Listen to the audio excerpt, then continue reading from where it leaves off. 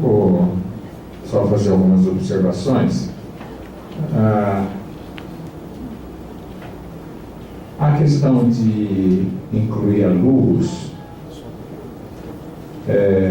na questão do plano diretor é uma discussão que nós já abordamos, e no cronograma que nós temos hoje ficava, como a lei de uso e ocupação do solo já foi feito um trabalho de revisão, de proposta de revisão dessa lei, e dentro desse trabalho, como a Érica já disse, tem inclusive muitas sugestões até o próprio plano diretor, né? Não haveria tempo de a gente incluir a luz na proposta do plano diretor atual.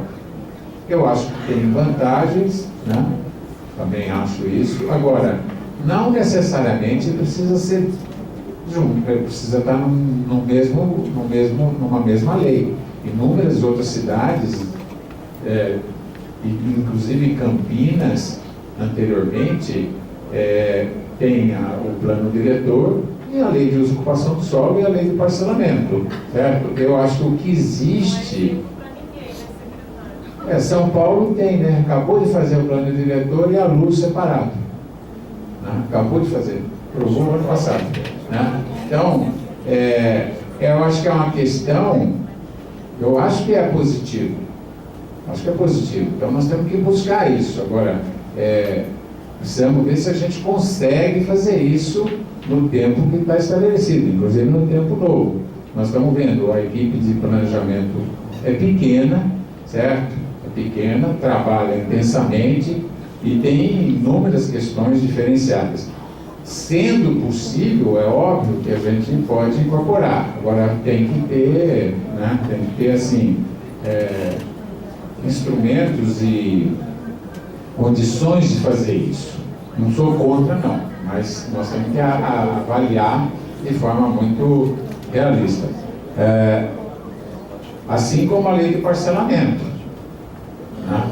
Também é outro, que, por exemplo, o grande problema da nossa lei de uso e ocupação do solo não é nem o fato dela estar junto ou não com o plano diretor, é o fato dela ser ultrapassada, anacrônica, de 1988, com inúmeras alterações pontuais, e virou uma espécie, até internamente eu brinco, já parece um cipoal, né? Que até a interpretação fica difícil, né?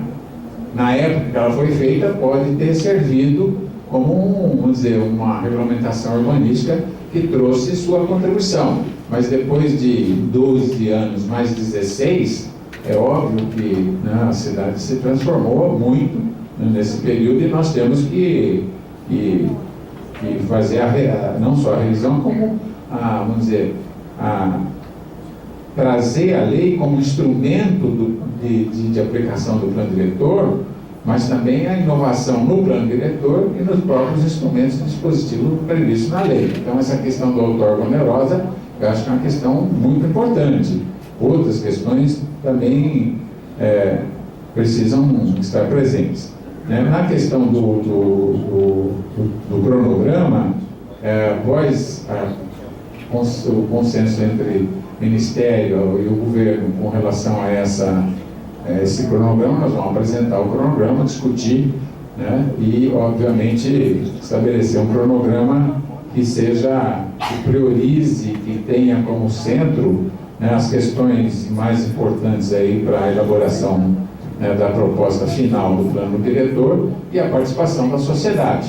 Por isso é que está sendo prorrogado. Então, nós temos que ser consequentes dessa prorrogação e colocar isso como uma das questões centrais. Isso, mas também a gente dizer que não houve nenhuma participação, eu acho que é um exagero, né? Houve a participação dentro de certas condições, certo?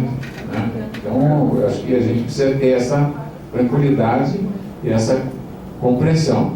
Questão também da aplicação da outorga onerosa, né? Por que a gente está colocando a questão de um processo de transição, né? Porque a cidade, ela se transforma no dia a dia.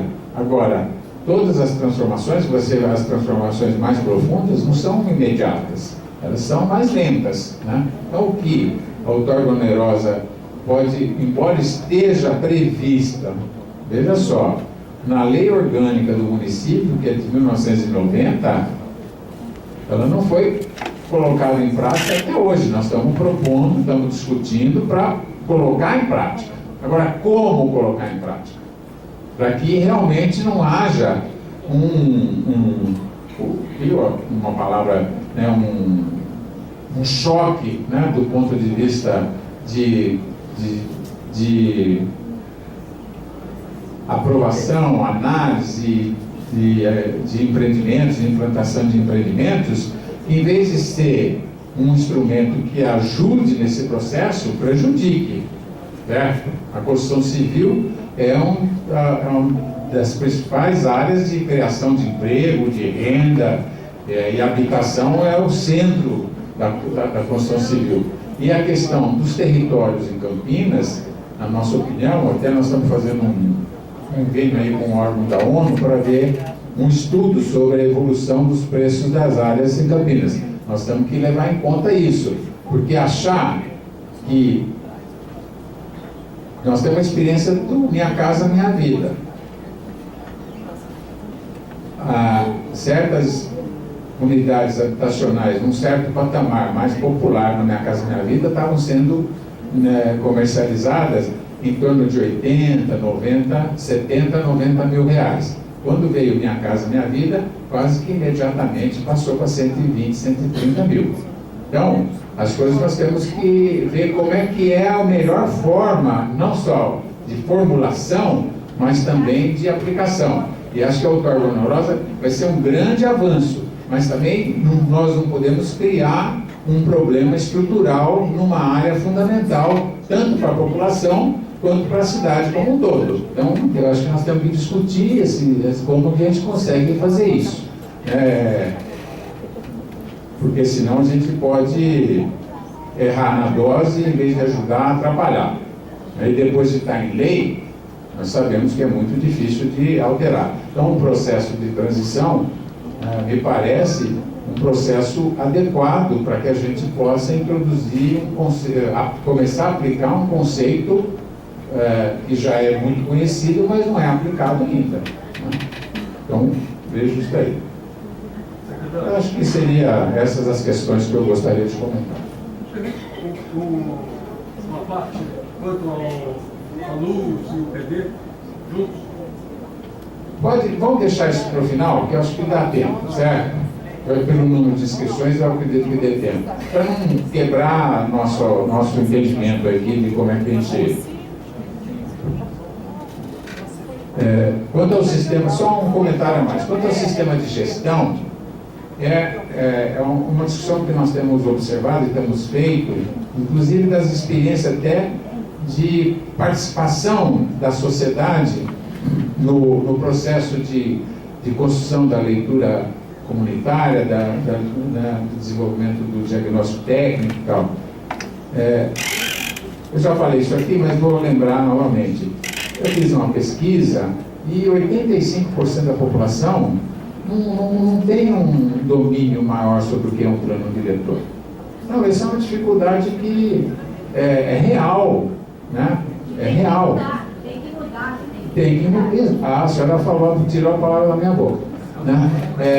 Então,